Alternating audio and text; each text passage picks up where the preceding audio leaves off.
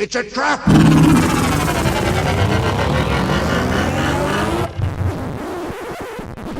Oh, I'm sorry. Did I break your concentration?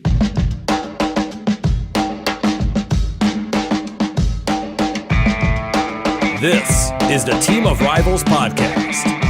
Everything you want to hear from the big sports to the big screen. He's all by himself, fires into the end zone. Caught! Touchdown! No! Vaughn into the windup in his first offering. Just a bit outside. He tried the corner and missed. Doesn't like you. I don't like you either. Time winding down. Michael for three. Yeah! Yes! She is gone! I don't believe what I just saw. Go crazy, folks! Go crazy! You believe in miracles? Yes!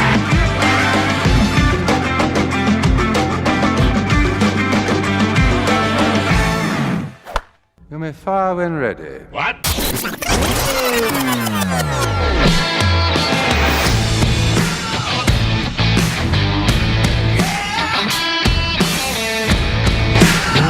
Good evening, Team of Rivals podcast fans. It's Thursday, November 5th. We still don't have a president. The baseball season is over, but nobody cares because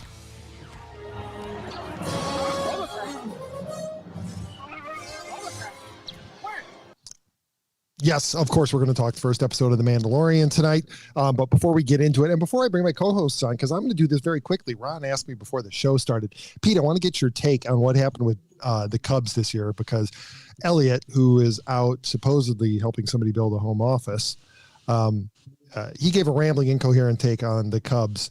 So Ron wanted to hear my take. Here's my take. The Cubs are fucked this year. So enjoy it, Pirates fans, because apparently the Reds are going to be terrible. The Brewers are going to be terrible. The Cubs and the Cardinals are locked in where they are. So Pirates fans, it's your year. Joining me tonight on the pod, as I mentioned, our other co-host is out supposedly building a home office, but Ron and I think that it may be sex night in the Dewey home. So oh man, come on. Maybe jumping in later. But my original co-host, we're coming up on Ron. 4 years. We're about to start season 5. I know. Can you believe it? No. I didn't think I would want to do this with you that long. I know. Maybe we should rethink this. Just end it at 4 seasons and call it a thing. That would be us. We would just end it by we'd just stop showing up on Thursday. That would be ideal. Just turn it on and just not be there. Just leave Elliot there opening a beer by himself. I wonder how long he would sit there before he realized that the show's over. We're not doing it anymore. It'd be a couple of weeks. Yeah, why not? And then obviously on the right side of your screen, not only the best looking of the three, but also the baddest motherfucker on tonight's podcast. Joining us, St. Louis fan and also Pittsburgh Steelers fan. I don't get your fandom. I appreciate it. I don't get it. Holy Elle, welcome to the show tonight. How you doing? Doing good. How are you? I think we're great, all things considered. Yeah, all things considered, and I got to tell, I told Elle before we started tonight, that is the best shirt. That's the best shirt I've seen in 2020 so far, by far. That is one of my favorite recurring skits during the Will Ferrell era on Saturday Night Live. And yes, the line, I love the line. What was the question he got? It was like, write any number at all, and it looked like a V, right? And they said, despite your best efforts, you answered correctly. Right one. And he wagered suck it, Trebek. That was the best one. It was awesome. So Pete, I'm glad you shared a little bit of your thoughts on the Cubs. They're fucked. And we'll just end it right there. In fact, we'll just play that's the baseball exit music, and we're not going to talk about it anymore. Elle, real quickly, Colton Wong, they declined his option. It's a Gold Glove second baseman. The Cardinals have survived the last 2 years on basically run prevention, right, Pete? Pitching and defense. Yep. They might have compromised themselves a little bit with a glove at second. I don't see it as the end of the world, but what are your thoughts being local there in St. Louis? I'm sure we're about to watch another of our players go to the World Series for a team. That seems to be. That might be what. Yeah.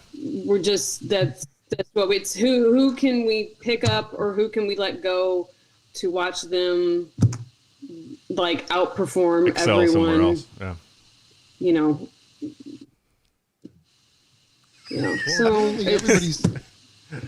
apparently everybody's going to the Mets.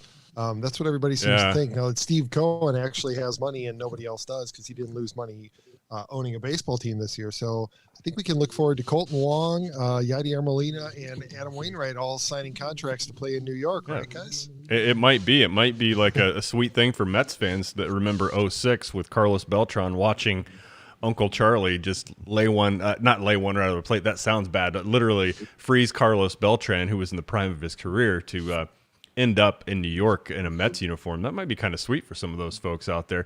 But it also helps the new owner the fact that he didn't give Bernie Madoff half of his wealth, and he can actually afford to pay for players at this point. So, hey, look, when the Mets are good, generally the National League's a little bit more interesting. Because I tell you what, guys, to be honest with you, I have nothing against the Braves. A lot of respect for what that organization's done since the mid-'90s or early '90s. But how boring is that division when Atlanta is continually on top and they don't have that pest in New York, that thorn in their side? It should make for a little bit better baseball in the National League East, don't you think? Yeah, and it doesn't feel like enough of a rivalry having the Nationals there. They're just too new. It was better when they were the Expos. I agree.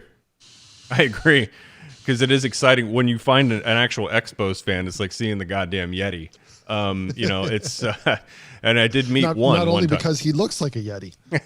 No, he didn't look like a Yeti, but anybody who had an Expos hard hat on, I don't think he was wearing it for effect. This was in 2005, and there was nothing to gain in being in downtown St. Louis with decked out in Expos garb on like a Thursday night. You had nothing to gain by doing that. So I believe his fandom was actually genuine. He wasn't trying to stand out. He wasn't trying to bring attention to himself. He loved his Expos. Or his Puerto Rico, or wherever they played that year, half their games. But that was kind of it.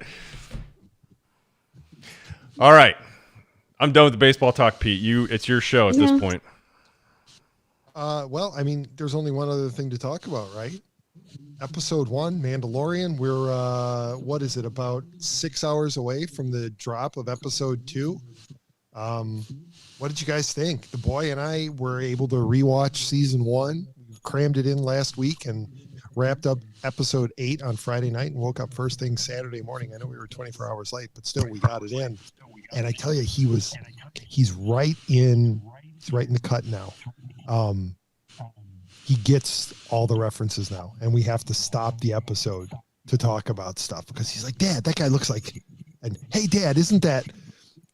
This was the most fun I've had watching Star Wars with my son in 6 years. It was the best. It was awesome, and I was like a kid in a candy store with all the fan service. It was amazing.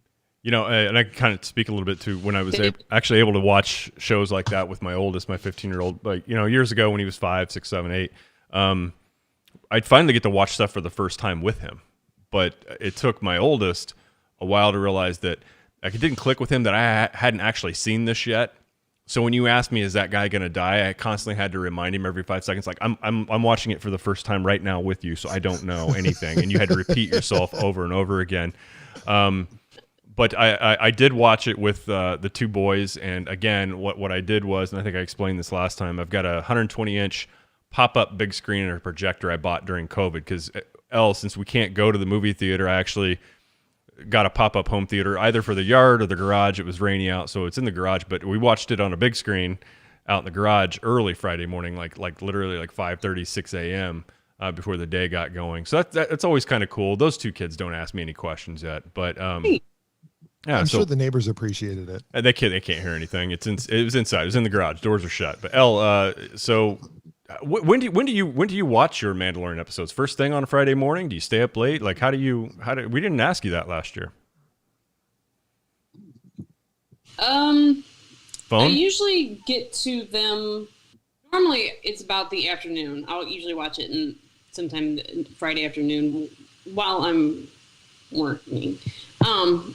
But this weekend I was in Houston, so got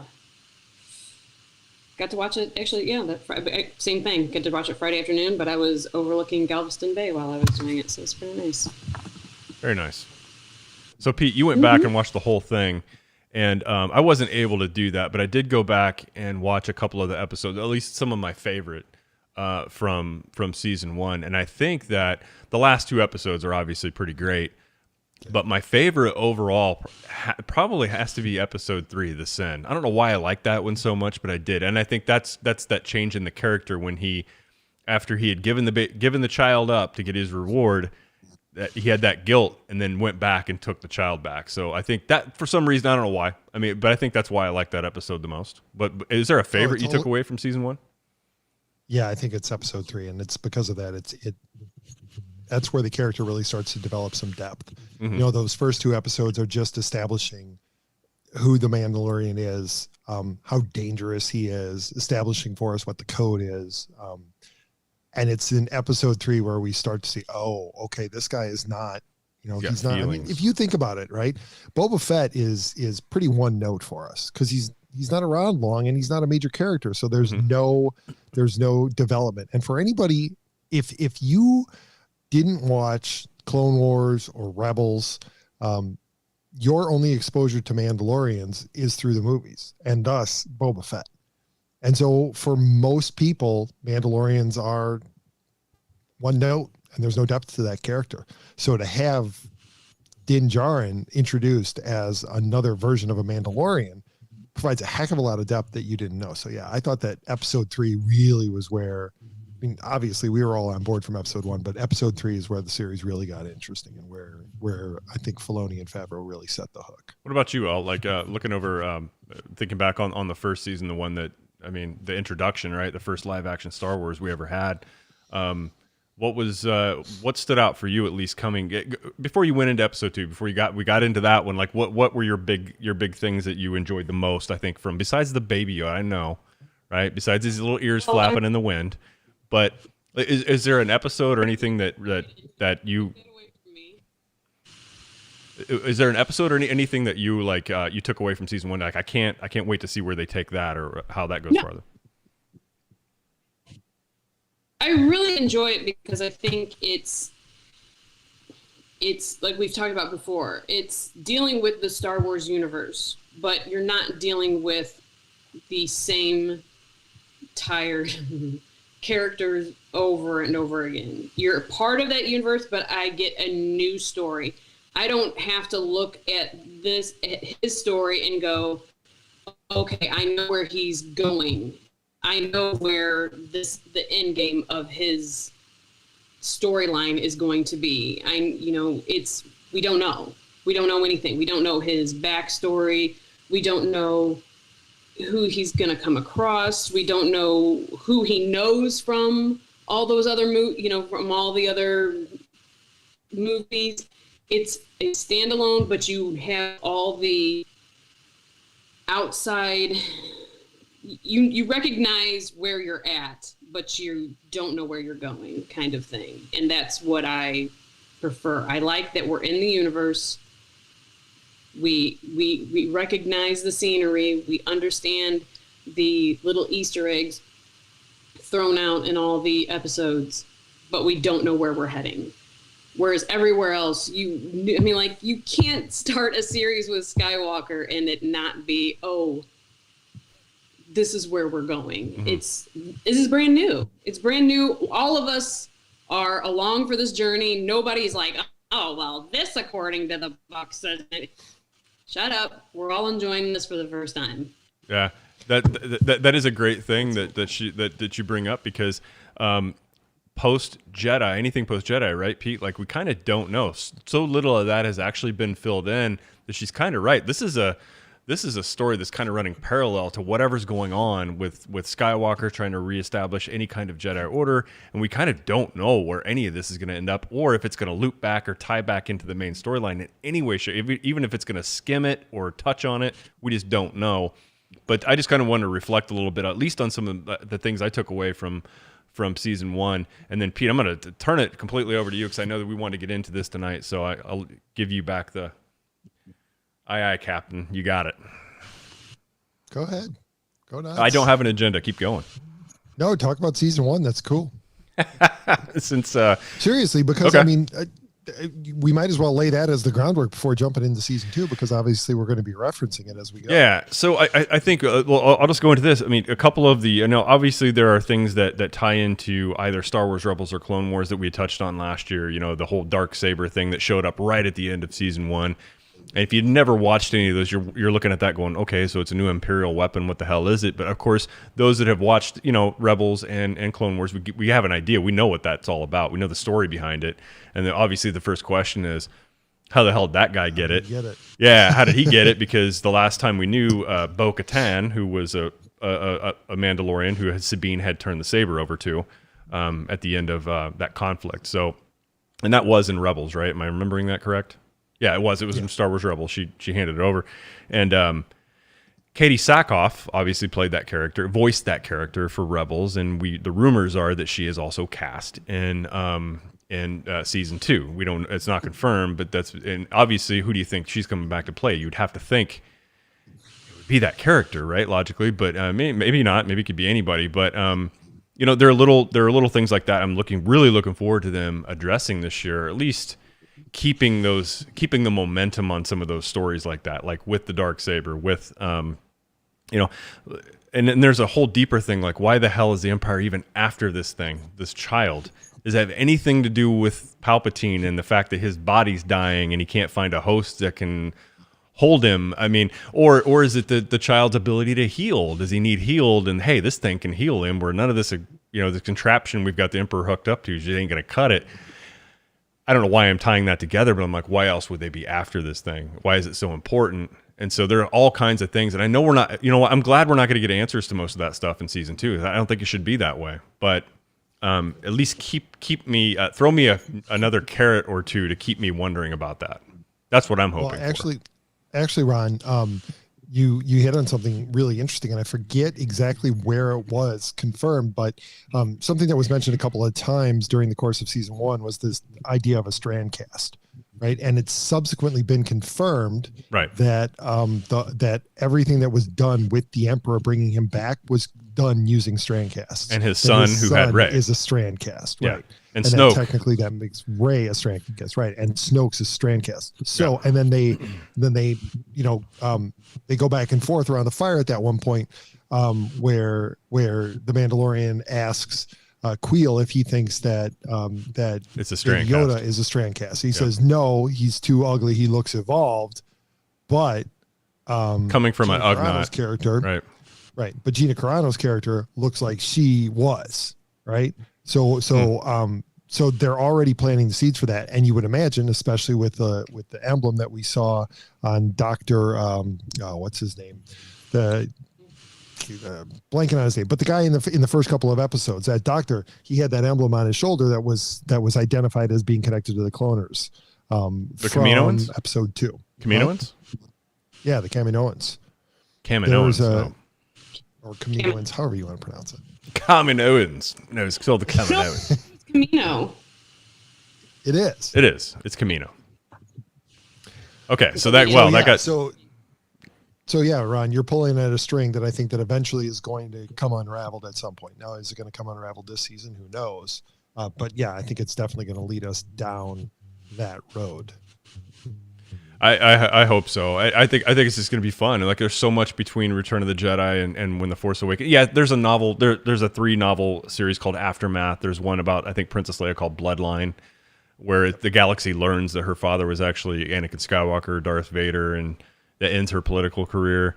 So there's all kinds of things that happen in novelization, but most of that stuff's not commonly known. I'm an audiobook guy because I had a long commute, so don't make it think I read a lot. I listen a lot, and that's how I took most of those in. But hey man, all credit to you. You called it out a year ago, 2 years ago, that Cobb Vanth was going to be tied in, and bam, he landed right there in the first episode of season 2. Well done, buddy. Yeah, Elle, retain that shit. I don't know if Elle's familiar with that or not, but there was a 3-book series called Aftermath. I don't know if you had a chance to read it, or you at least heard about it, or you had the audiobook or anything like. Oh, you read it? No, I didn't read it. I did hear about it. Okay. About them bringing him in. Yeah. About the possibility of him being so introduced into. Right. And so what was really interesting is like you knew reading it or listening to it. Here I go. Listening to it, I kind of thought, well, okay, this is obviously Boba Fett's armor they're talking about. It was recovered by Jawas in the desert. It talked about burning debris and rubble, and that was obviously the sail barge that blew up from episode 6. So I knew the interlude, but the way they told the interlude in the book and the way it was like the flashback in the Mandalorian season 2 episode 1 wasn't quite the same, right? It was a little different. It was similar. I mean, you can gloss over that, right? So this whole canon thing's never going to be perfect. They're going to miss a detail or two here and there, but yeah, you're right, Pete. I mean, I thought that if they're going to open up a series about this, and given some of the early trailers where we saw stormtrooper helmets on the end of spikes, and you kind of see that was Tatooine, I'm like, this is going to come up. I'm surprised they did it, and this is the first time I can kind of recall. I mean, we've seen them pull other canon stuff into film, like we saw Saw Gerrera in Rogue One, and he was originally a character from the Clone Wars. You always think that stuff's kind of cool. You saw the Ghost all the way up to in Revenge of the Sith. But the fact that they're now pulling something out of a novel, it gives me a little hope that this whole story group's starting to coordinate things a little bit better, right? And granted, it's Filoni. He's closer to it than anybody. But I don't know, Pete. How do you feel about that? They're actually tying something together that actually came from novelization in this continuity that they're trying to hold true to. This is like one of the. There's been signs, but this is like a really solid one that they're actually paying attention to that kind of thing. I love it. And I think that Dave Filoni's fingerprints are all over it, because I'm sure that Jon Favreau obviously isn't as immersed in Star Wars and Filoni is his Yoda or his Lucas as they're moving forward on this. And I think that Favreau is probably coming to him and saying, hey, I want to do this. How can we do it? And Filoni's like, well, okay. So there's this guy who has Boba Fett's armor. So if you want to bring Boba Fett back, here's how we're going to do it. We bring him in. And he's the one who has the armor. We can tweak it a little bit, but who knows? It could end up being like a Rashomon thing, right? So we've already seen the film, or we've seen Cobb Vanth's side of the story of how he acquired the armor, right? But maybe the story in Aftermath is the other guy's side of it, and maybe the other guy is Boba Fett, and we just don't know. Who knows? But anyway, I think you're right, Pete. I think Favreau lays stuff out, and Filoni says, "Okay, well, you want to get to C, and we're at A, and here's point B that's going to get us to C." And I think that I'm very hopeful that Filoni leads him down the pathway so that we get arguably the greatest Star Wars villain who has been brought into canon now. He's no longer a legend. Yep. And it's. First of all, I agree with you on Filoni, but credit to Favreau for being open to that kind of stuff and bringing him into the whole fold to like be able to connect those dots or make those connections. But I could just hear the conversation right now. Well, if you got the idea, I've got this guy creating for the Clone Wars, and he's, we can use him in this scene. I could hear him talking right now because I watched that whole gallery thing. That's a terrible Dave Filoni impression, but good. You get my point. All right. So just getting into finally this premiere episode, I love how they do their trailers because all their trailer scenes seem to come from the very first episode. And they don't show you shit from the rest of the season. They did that in season 1. So the very opening shot is the very opening shot of the trailer, right? He's walking out of the dark. You see the little baby, what do I want to call it? A floating bassinet. I wish I had one of those. And so that's how it opens.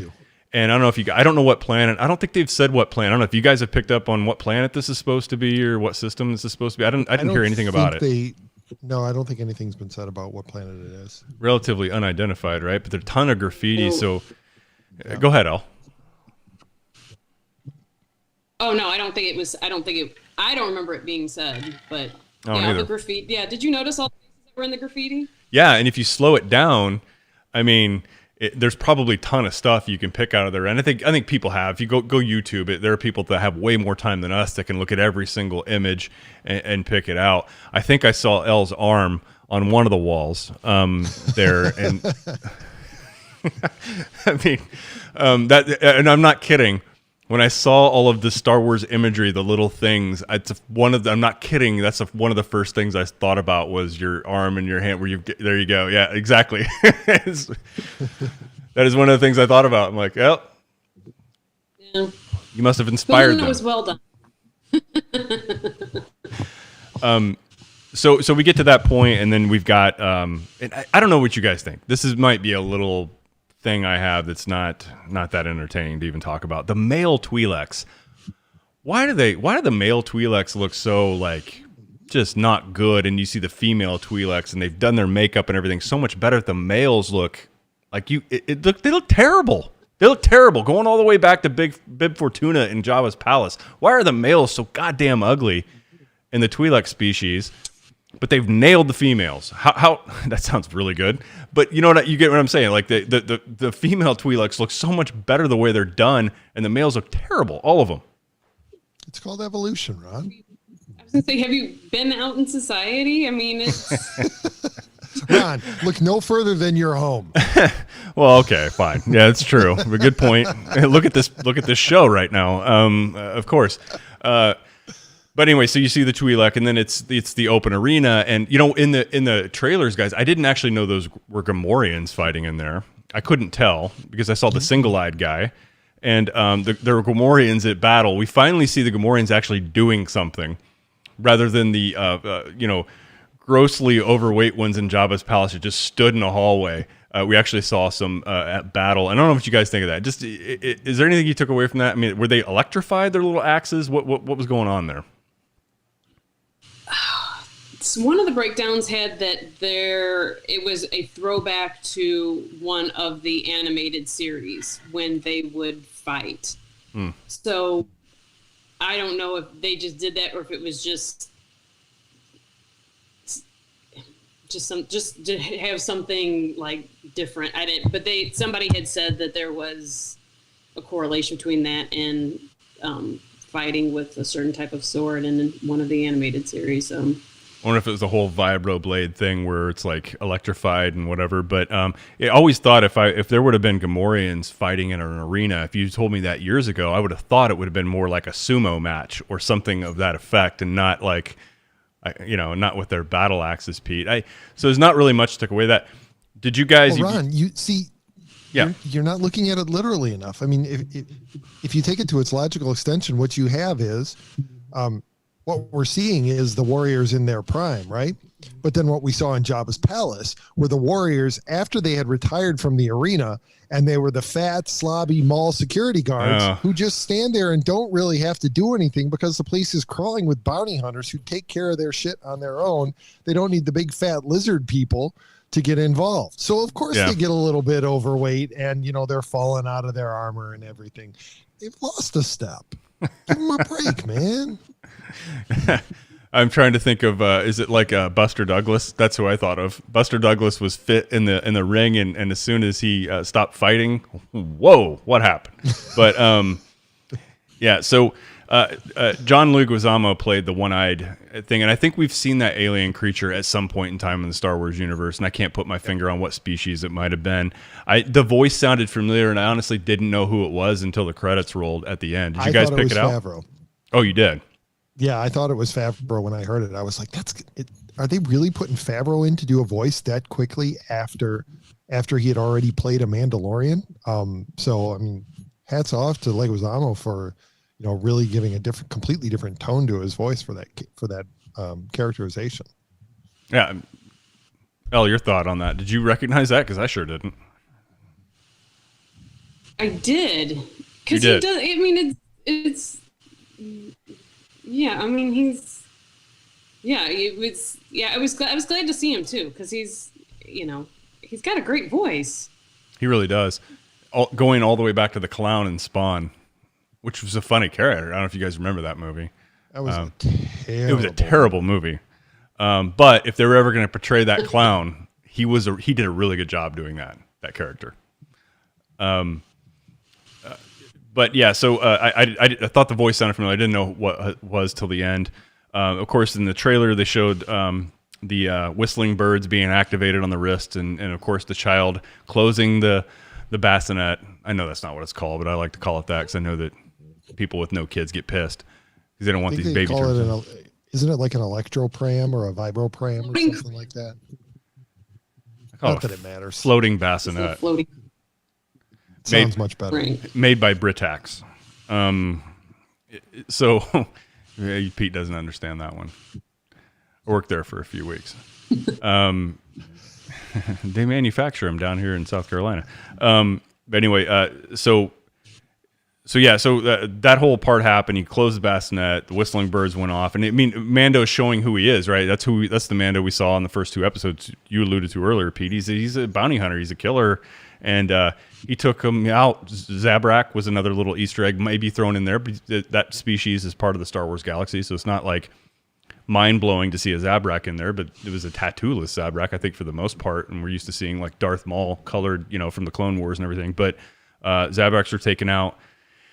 He tracks this guy down, and I believe that this part was put in here to kind of remind you that Mando is who he is, and he's had a lifestyle up to this point, and he can be ruthless when he needs to, he can be cold. This guy just tried to kill him for his Beskar armor, leaves him hanging on a light pole, shoots the light out, lets the dogs, feeds him to the dogs, essentially, or whatever the hell those things were.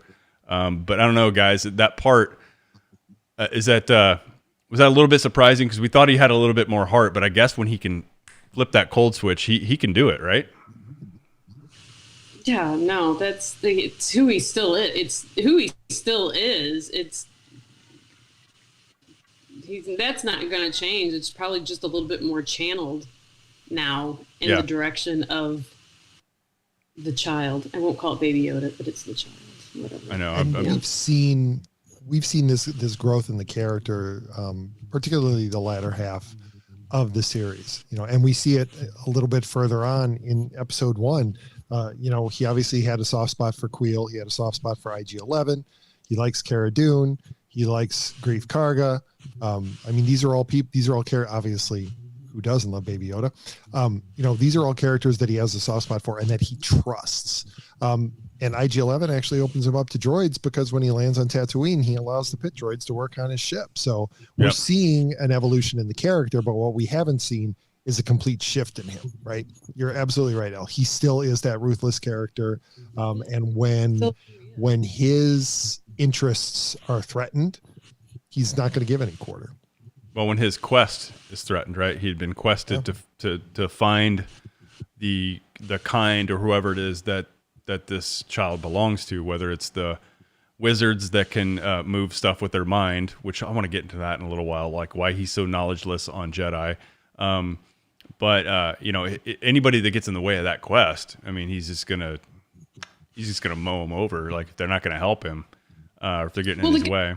Talk about the guy was even describing stripping Mandalorians as if they were like animals of their pelts. This guy wasn't even referring to him as a person or a thing, right? Right. Yeah.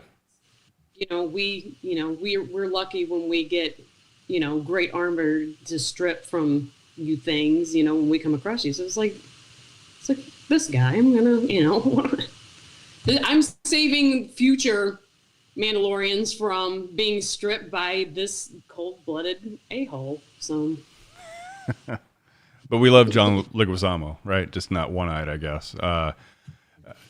But Pete, when they revealed that they were going to go back to Tatooine, I admit initially I'm like, Jesus, are we really doing this again? Like, is there no other planets in the galaxy?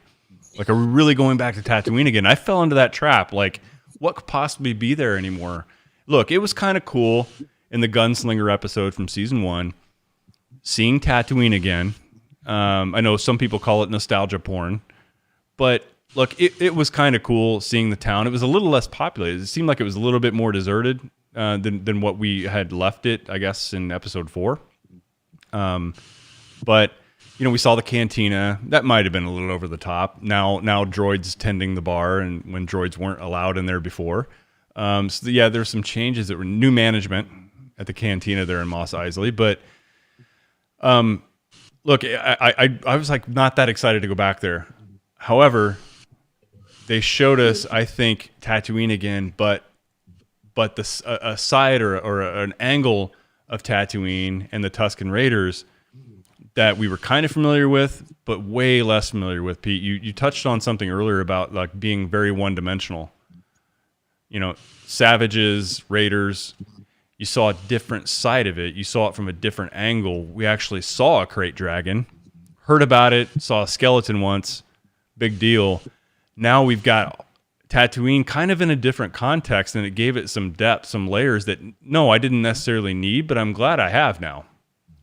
So, Pete, I mean, what did you think of that? Going back to the planet, but yet getting kind of a whole different view. I found it fascinating, honestly, because it all started really with the hologram, right? When we saw the exact layout of where the cities were. And I got the impression that, Mos Eisley, Mos Espa, and Mos Pelgos or whatever. Pelgo, yeah, Mos Pelgo, right? The sense I got is that those are the 3 largest cities on Tatooine. And we've seen Mos Eisley and Mos Espa, and they're pretty darn big. Mos Pelgo is an armpit. Yeah. So it gives you and they're also, when they showed it on the hologram, they're all fairly close to each other. Mm-hmm. So that really gives you a sense of just how desolate Tatooine really is, and that any population centers that exist are pretty proximate to each other. And it also, it reinforces the sense that you got from the deleted scene from episode 4 of just how small Tashi Station was. Like, you now get the sense that Tashi Station was probably 1 or 2 buildings, and that was it. And they were probably also both abandoned. And Tashi Station was just where Luke hung out with his friends. It wasn't actually any kind of a settlement or anything. So, I mean, right off the bat, as soon as we got a sense of just how desolate Tatooine was, I was completely sold on it. And we've talked about this before. We're now 9 episodes in. I don't really feel like they've taken a wrong foot in laying this out. So wherever Favreau and Filoni want to take this, I'm fine. And if the next episode takes us to Dagobah, I'm sure they have a wonderful reason for it, and I will absolutely be there for it. Well, Dagobah would be definitely one thing I would be up for. But Elle, what did you think about going to Tatooine and kind of seeing it in a little bit different light? And I want to touch on the Western theme of this later with Westerns we've seen where you have, the cowboys versus Indians type of theme that we kind of saw echoed here, but yet then a work together moment and an understanding. So, but anyway, going back to Tatooine, I kind of like exhale a little bit, like, Jesus, I really there's no other place we can go. But I'm actually thrilled that we went back there because I saw it differently. But I want to know how you felt. I know you're can we let's go to another, they've shown several planets and all throughout the Star Wars universe, let's go to another, but they're trying, I mean, it's a Star Wars show. I mean, let's refer to things that people who have only seen the movies know, and let's draw them in and show, hey, there's we're going to show you, we're going to throw you in some things that you're going to recognize. So you don't feel like this is just for the deep cut nerds. You don't want that. You want to be able to you want to be able to bring in the people who maybe have just seen A New Hope, and that's it. That's all they've ever seen. And somebody who's read all the books and have seen all the shows, you want all of them. And Tatooine is one of those places. It has to be used, and it's probably going to be used now that we know who's there. It's probably going to be seen quite a bit through this season because you want to know more about. Have we already said how that ended? Are we talking about who was in it? Oh, we will. We'll get there, but. Yes. You're going to be there. I mean, and if you were going to talk about this guy, then where else was he going to be? Yeah. And you think about it from a logical standpoint, right?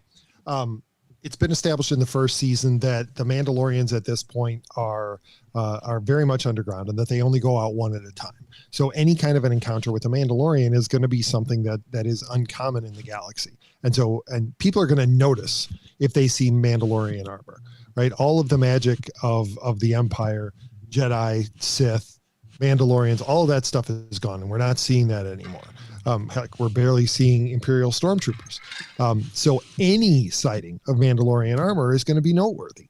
And it's going to get around because you're only seeing one of them at a time. So whether or not you actually saw a Mandalorian, the fact that somebody was wearing Mandalorian armor on Tatooine is going to be news. And so it makes logical sense. And if they wanted to take Din to Mandalorians, right, in order to help him along on this quest, unless he goes to Mandalore, there's no other place that's as well known for having a Mandalorian on it than Tatooine. Yeah, and we Even don't know if it had turned out to be a dry well, right? Yeah. That he had gone there and all he had found was the disintegrated armor from the Sarlacc. He was going to have to go there at some point. Yeah, I don't disagree, Pete, and that's kind of the satisfying thing with this, right? Like, if that was his quest and that's the path he chose, like, I'm going to seek out my own kind because I think they can help me get there. Then yes, logically this makes sense. And once the episode kind of played out, I caught on to that as well. And so finally we get to the town, right? And we get to the town. We see the Weequay behind the bar, which is another Deadwood actor, along with Timothy Oliphant, which we'll get in a second. But and I that's the one guy. I didn't know who the hell John Leguizamo was, but I knew who that Weequay was. Once I heard him talk, I'm like, that's a dude from Deadwood. I know it is. Because I knew Timothy Oliphant was going to be in this episode. I had a feeling he was going to be Cobb Vanth. Had a feeling he was going to be wearing the Boba Fett armor. When we finally see him in the doorway of the saloon, I'm going to call it a saloon because that's what I want to do because it's Deadwood. It's Deadwood at this point. And I don't know if you guys have seen the whole the Deadwood off of the old HBO show, but it's really good. And Timothy Oliphant was the marshal there, or the sheriff there, and so. So I mean, like, who else is he gonna play? Right, that's kind of what he is, right? What was the other show he played in? Elle, was it Justified? Did I have that right? He's on Fargo this season. Yeah, and he's a same US guy. Marshal. Same guy. If you're needing a cowboy sheriff marshal character, I think you just Timothy call him. Oliphant. And let's not forget that he was also in Tombstone. Was he? Yes, he was. I did not know that. He was one of the Red Sashes. Yeah. Okay, he was a Red Sash. Well, there you go. Well, that doesn't surprise me. I mean, if he was one of the background or extra Red Sashes, or maybe had a line or two, cool. But no, unless I'm mistaken, he was the fast gun who faced off against Johnny. Halliday. That was Johnny Ringo. That was a different actor, but I know who you're talking about. And they're very similar. They're very similar. It's a different actor though. Look it up. I know you're gonna IMDb it. Like, yeah, I'm checking. I think you're right. Yeah, different actor. I don't remember that guy's name, but he was like in. Yeah. Yeah. So we finally see the guy. Are they brothers? No, but they could be. Oh, they could be. Yeah, they could be. Probably like my kids, the 9 and 7 year olds. Michael Biehn. Okay, fine. But yep. Pete, well taken. They are very similar. When we finally see this marshal in the doorway, like, I don't know about you guys. Did you guys recognize the armor? I suspected it was going to be. You did? Okay, Elle, what about you? You did too. Okay. Recognize the dent. It was ill-fitting, but it was unmistakably his armor. And that was... That he looked like a child playing dress-up, that he looked awkward in it. So you automatically knew this is not Boba Fett. This is a guy playing dress-up as Boba Fett because it fit him so poorly. and if this guy had been from that little town in Tatooine his whole life, right, he obviously probably had very limited knowledge on what Mandalorian armor was supposed to be used for and how to use it. So this guy, as perfectly evidenced when he puts it on and he gets shot, and his reaction when the bolt just bounces off. Oh my God! He just kind of looks and he's like, "Oh man, this is the shit." It's like a little kid who first learns how to play with his toy. He's like, "Here we go." Haha! I got force fields. Yeah, like he didn't know it, but he had force fields, and yeah, no, Pete, you're absolutely right. But he didn't quite know how to use everything, and you could tell that. And he didn't know how to wear it and how to optimize it. Like, he just, this is giving me enough cover fire here so I can defend my town. And I'm going to wear it. I'm not going to strut around in it because I'm not really sure what it's for. I don't know what this button does. I'm afraid to touch it because it might blow everything up. But yeah, that's how I thought too. Right. Whereas if at the very beginning of the episode, when you watch when you watch Mandalorian, when he was in that fight scene, he lets his armor fight for him. I mean, he doesn't even like. There's a lot of times where he just lets the guy throw a punch, and break his own hand on it, and he's like. And when the one guy does shove his head in, he makes sure that it smacks it. I mean, he understands the use of that armor. Like, you can let this armor fight for you. You don't have to do much wearing it. And that's a good observation. That's great, Elle. This defensive piece is actually very much a weapon if you know how to use it. Weapon. Well, he knows he can't get hurt in it. Yeah, if you're born into it and you're trained how to use it, which is what Mandalorian culture was, right? Then you kind of know how to use it in the best way possible and in the most efficient way possible. This guy obviously doesn't. Even the way he wears the gauntlets and everything else, it's like you can tell that nothing really fits and his arms are awkward. But I agree with you, Elle. I'm glad they did it that way and didn't make it perfect. They didn't make it perfect. They didn't sculpt a new piece of costume that fit Timothy Oliphant perfectly. They made it awkward. And I think that was a good call. And how much did you love him it looked like a Halloween over? It did. How much did you love him bending over to fire the back missile? When he probably didn't have to. I actually had to stop the episode and explain to my son that there was a prototype toy out there somewhere, and if we had it, we could sell it on eBay for $5,000. He was like, "What?" I said, "Yeah, it actually fired." No. Pete, I'm going to correct you on the price of this. I worked with somebody down in South Charlotte at one point, big time into collecting. He had actually been on Rebel Force Radio a few times and used to write an article for Star Wars Insider. He's big into the collecting and brokering and everything else, and he had assembled a prototype Boba Fett and he said he had like 13 of these prototype rocket launchers.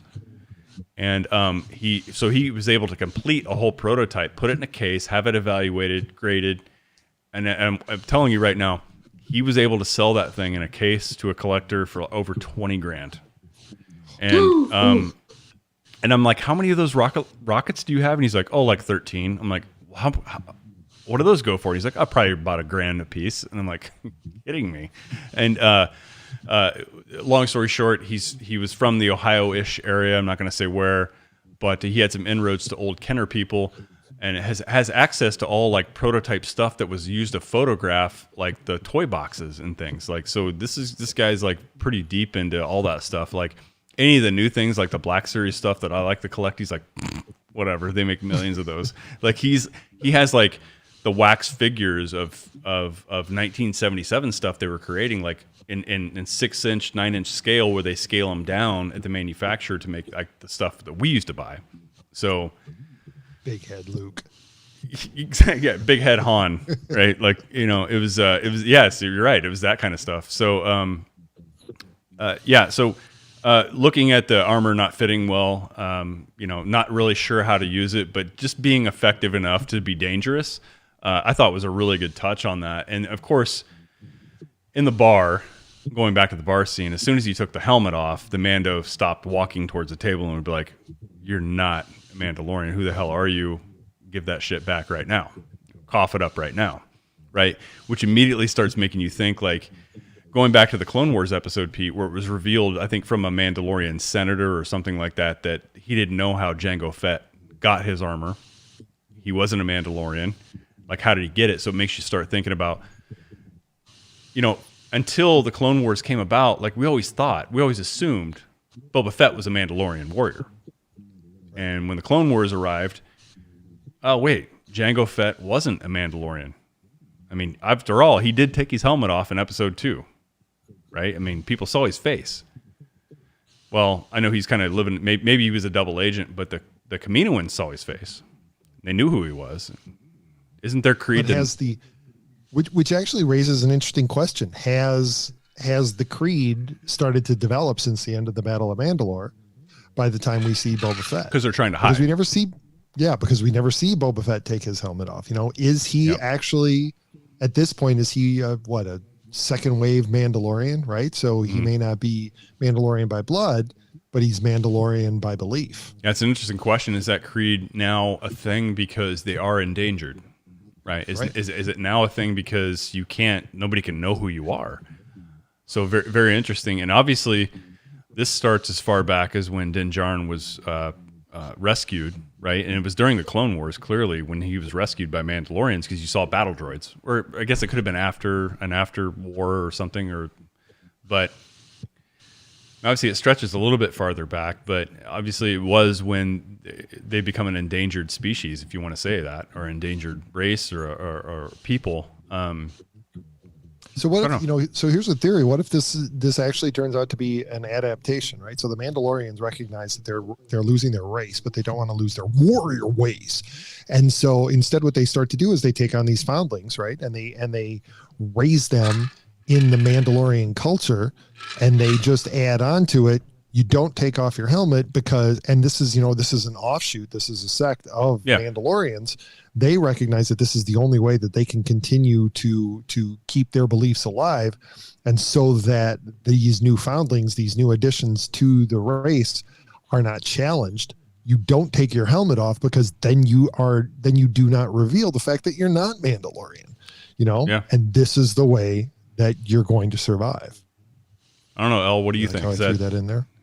Yeah. Well, I mean, that would make sense because they state in there that like once you take it off, you don't put it. You're not supposed to put it back on. Right. You're done. It's over and done with, which makes you kind of wonder why. I mean, not. But I mean, then that means that Boba Fett, gave up his armor. I mean, was it taken from him at a certain point, and now he's going to get it back? Or did he just think years down there in an acid pit, I'm done with this life and I'm gonna if you're from the 60s, an acid pit probably sounds pretty cool. But no, Elle, I know exactly what you're saying. It's like, look, it's at this point, this stuff is ruined. I've got to hit a reset button at this point, and I can't. I've got to get out of there. I'm damaged. And you saw from his face, right? Like, shit, I jumped ahead. No, never mind. Delete, rewind. Jumping way far ahead. Dude, we're already an hour in. We're not going to go scene. No, we're not going to go scene for scene. Jump ahead. But those guys were getting ready to blow each other away. Obviously, they were disturbed by a sound or something, and I got flashbacks to Tremors and Dune. Yep, absolutely. And I'm like, what is this? Pete, I didn't think a crate dragon would be something that gets around under the sand. I thought a crate dragon was kind of living. A dragon we think of flying around or at least being above ground, like maybe a Komodo dragon. But now it's under the sand. Elle, what did you think of that? Like, did you suspect once you started hearing those tremors and seeing that sand move that that's the crate dragon we've always heard about? Well, apparently the sound, the sound that you heard when the dragon was moving under the sand, in the first Star Wars, A New Hope, that's the sound in not the edited version, but the sound in the original that Ben Kenobi uses to scare. So I mean, like they did it. Yep. They nailed it. Perfect. It wasn't the special edition like magical sound that Obi-Wan made to scare off the tusk. Right. Version of it is horrific. I would love to actually have the expertise and the time to be able to pick apart the sound that they use, because I would not be the least bit surprised if they didn't layer all of those sounds in. Go listen to sounds. Pete, then go listen to the last Rebel Force Radio that they broke that down. Jimmy Mack, of course, is a sound guy, and he dove into that, so he's got a lot of insight into what they used. But yes, Ron. So back to what you were saying. My thought of what a crate dragon was kind of along the lines of what you said. A Komodo dragon. That I thought it was big. Mm-hmm. But the impression that I had always had just as a kid, whenever I actually took time to think about it, was that it was probably something that was flightless. Would make sense for it to fly on Tatooine, and that it would be on all four legs. And I love the fact that we got what we got, and that it's essentially. I mean, it is. It's that unexplained skeleton that we saw when 3PO first landed on Tatooine, right? Okay, that's a crate dragon. Okay, well now we found all that out. Like, I just love the way that's the way that these two are buttoning up tiny little details throughout the entire saga. Just R5 was in there too. Yeah. Yep. So R5 in there, that was great. Yeah, we totally blew by that, but yeah, you're right. And that was, you knew as soon as you saw the droid, you didn't have to see the oil stain on the back of the head. Like as soon as she said R5, you saw it roll out. You're like, oh, of course. Like, how the hell did this thing survive? That was another point when I had to stop the show and explain it to my son. You know who R5 is? No, you remember the droid that blew up? I said the same thing to my sons, and they're like, "What?" So I'm like, they didn't get it yet, but someday they will. But yeah, it was great to see that R5 survived, and the Jawas didn't just scrap him and throw him in some pit out in the desert and abandon him. So he survived things, but. Yeah, so that was another great. I can't believe I blew past that one. That actually was a giddy moment for me. I'm like, because I have that Black Series droid set upstairs, and he's part of it. So I'm glad that he lives on post Return of the Jedi. It's a little bit comforting, right? Like, right. Like my parents didn't make my old bedroom into something else. Like they kept my stuff in it. That was that kind of feeling. Yeah.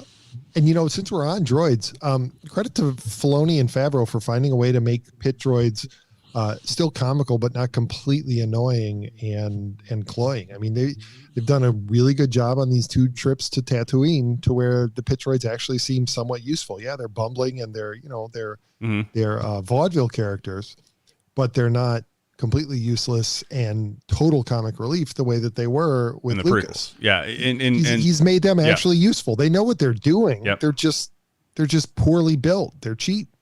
Well, Filoni, Pete, if you remember, it was my least favorite arc in the Clone Wars, but you remember there was a droid arc, 4 episodes, 4 hours of astromech, which was a lot.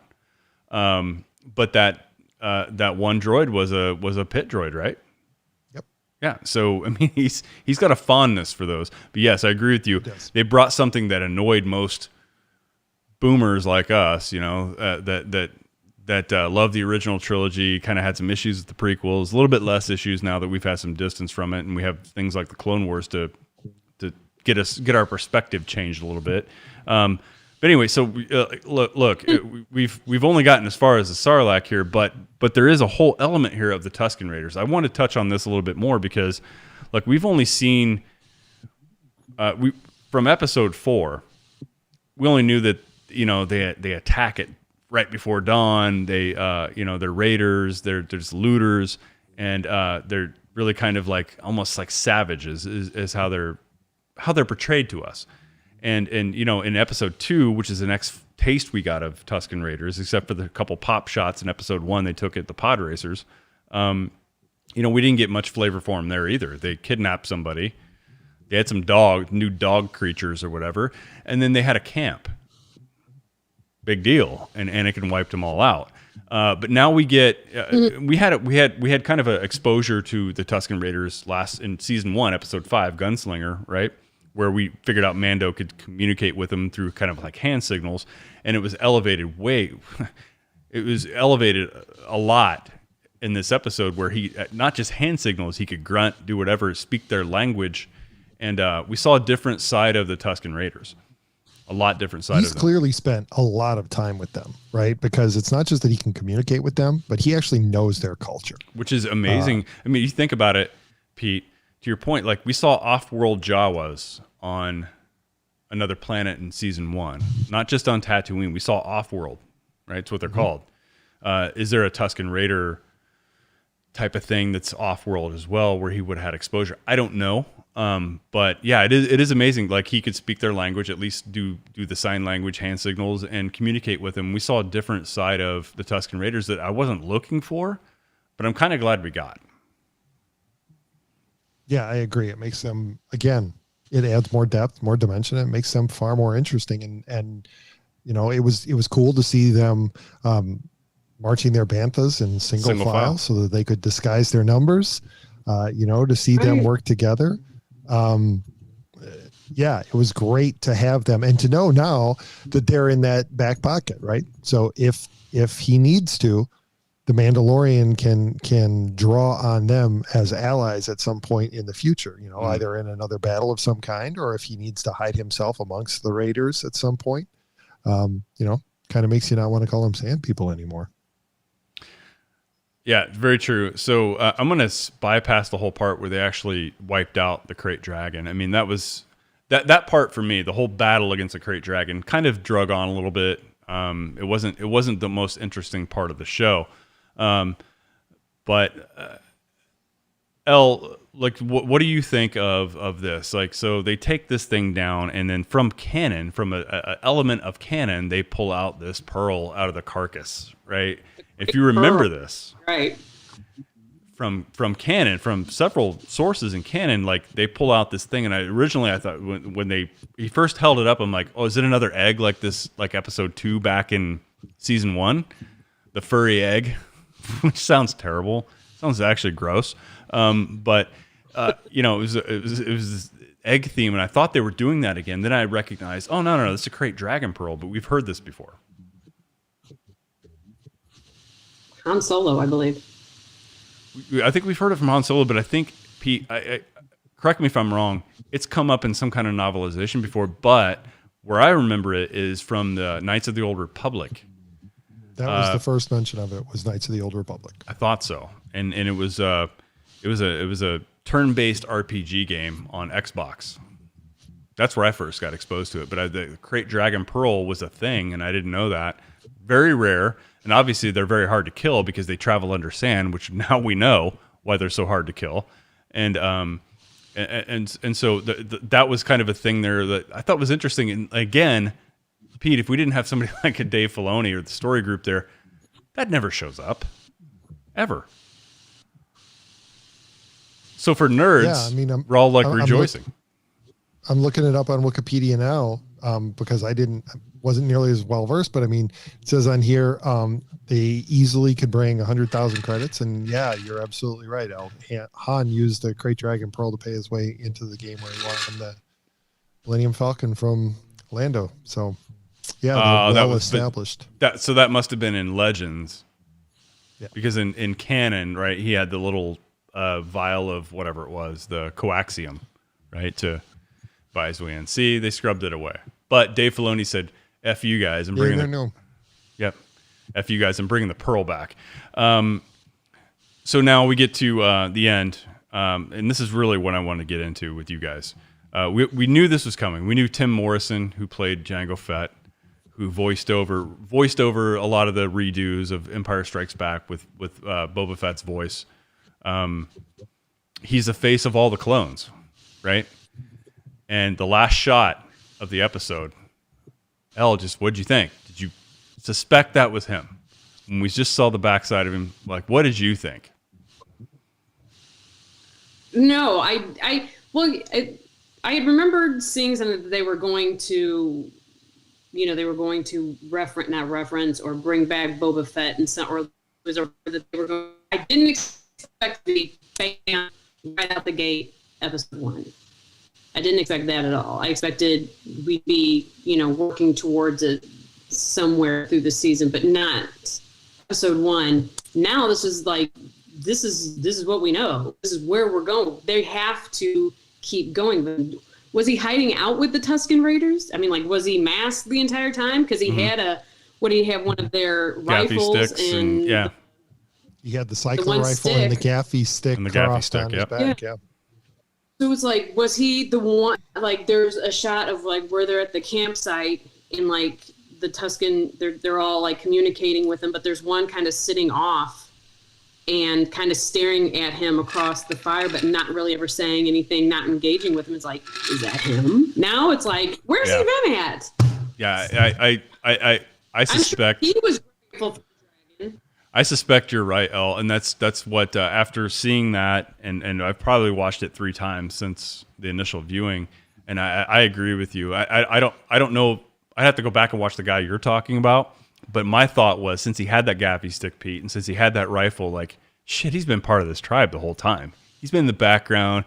He was probably like a foundling Tusken Raider, like Din Djarin was with the Mandalorians, and he kind of they brought him in. He was injured, and he's kind of taken to their ways.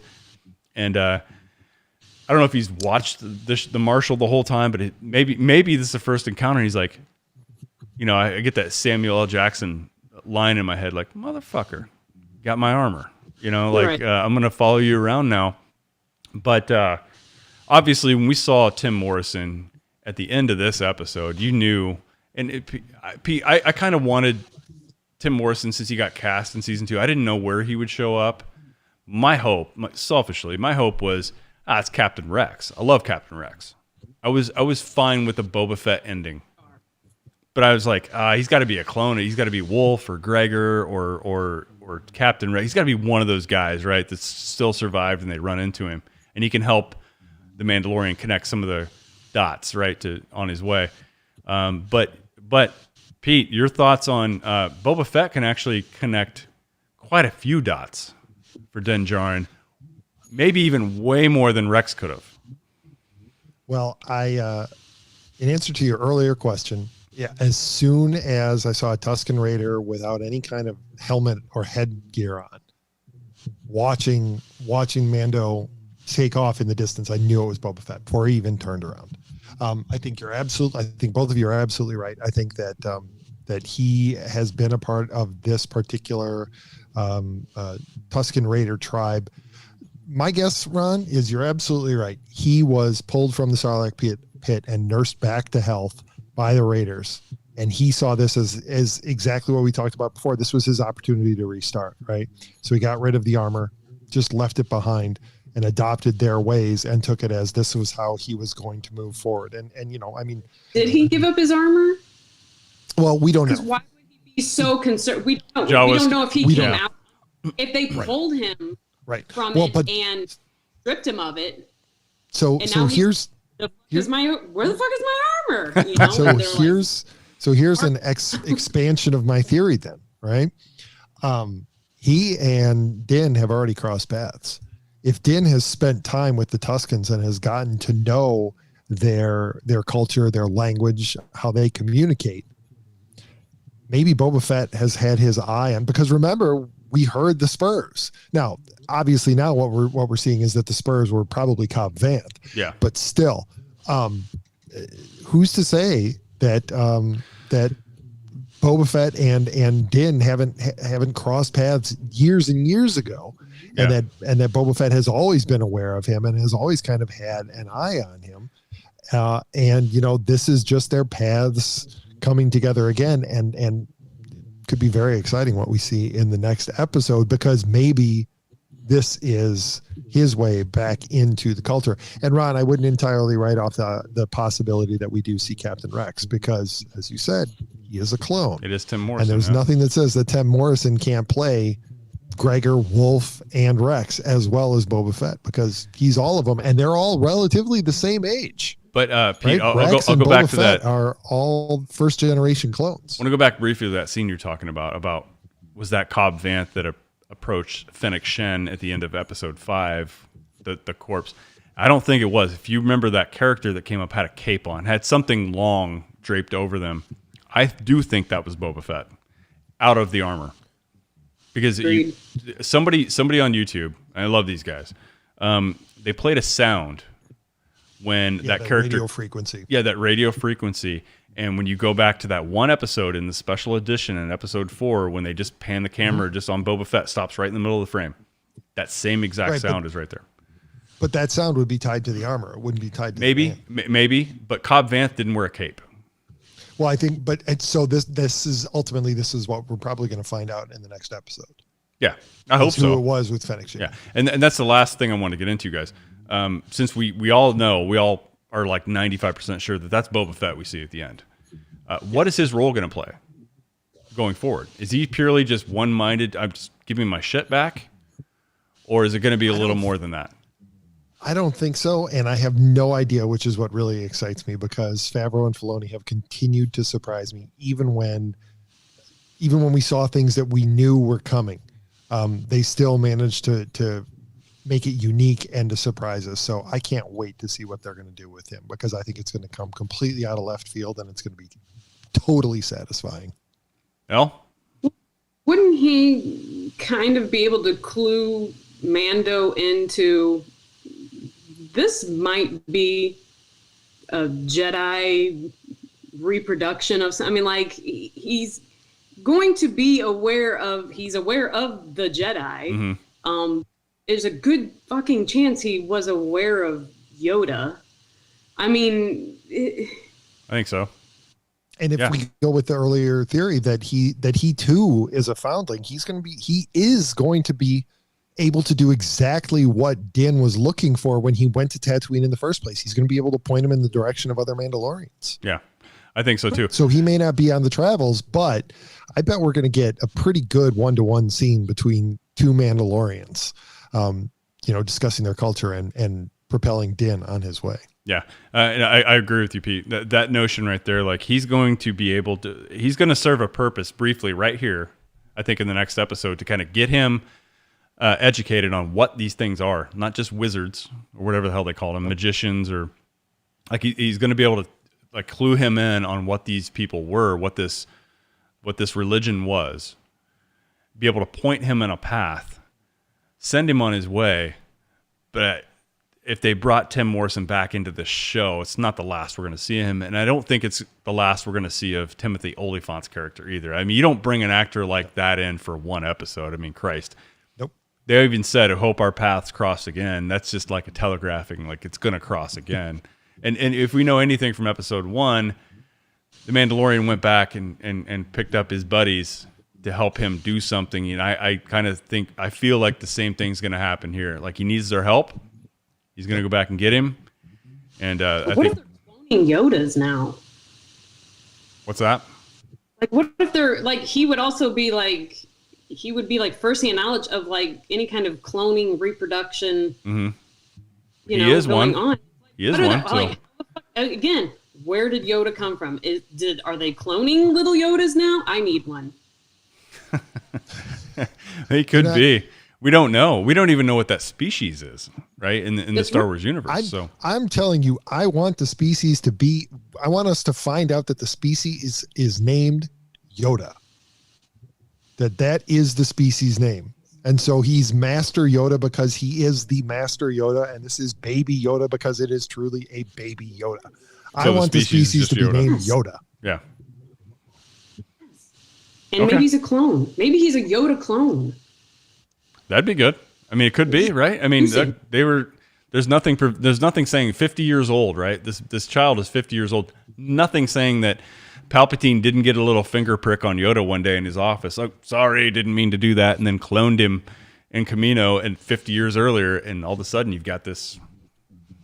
Well, if the Camino doctor is looking at him and being like, yeah. Uh-oh. Yep. Might be onto something here. Yep.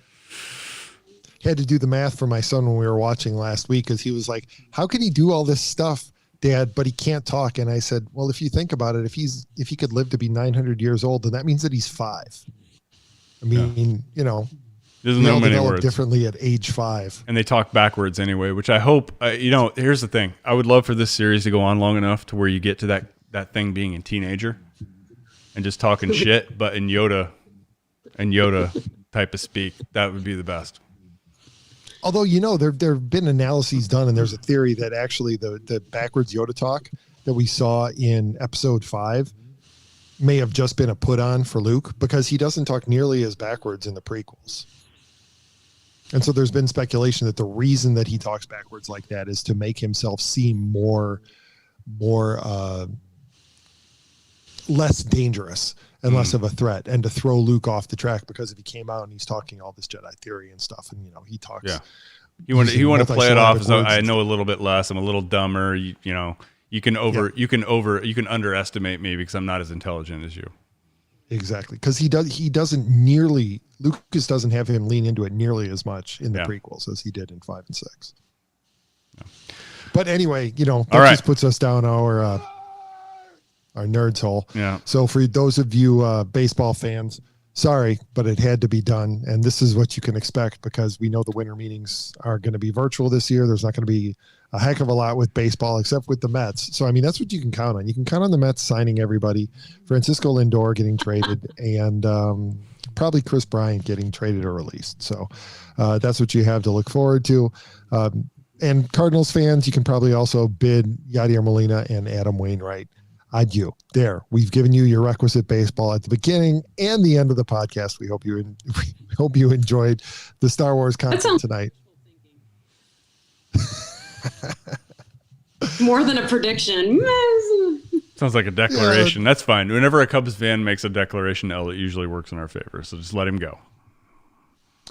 When we're not live on Facebook, YouTube, and Periscope, you can find us anywhere and everywhere. Our website's teamarivalspodcast.com. You can follow us on Instagram and Facebook at Team Arrivals Podcast or on Twitter at Team Arrivals Pod. Send us an email at the show. Please justify the account. The show at teamarivalspodcast.com. You can find Elliot assembling home offices on Twitter at TOR_Elliot. You can find Ron at TOR_Ron75. And you can follow Holy Elle. She's got what? You've got a new Instagram handle now. Is that right? So how many social media accounts do you have, and where should people follow you? Because, I mean, you can never get too much Elle.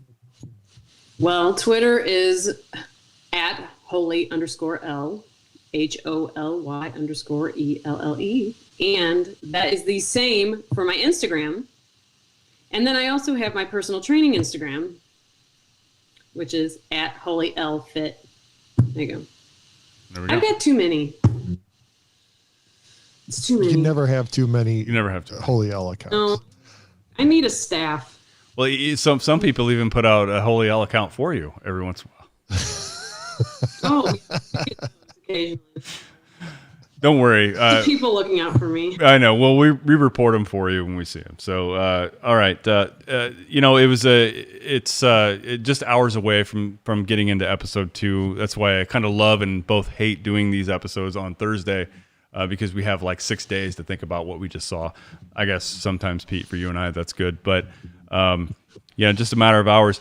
I'm always at the point of the time this week. Do I stay up? But I'm on the East Coast, so I'd have to wait till 3 a.m. I just get up early tomorrow morning, and I'll watch it with the boys out here. But until then, Elle, thank you so much for joining us again. Really wanted to talk to you about The Mandalorian. I know so much how you love it. You love Star Wars, and so we wanted to get your perspective on that tonight. And until next week, I think we'll talk to you all again very soon. We love you all so much. Bye-bye, everyone.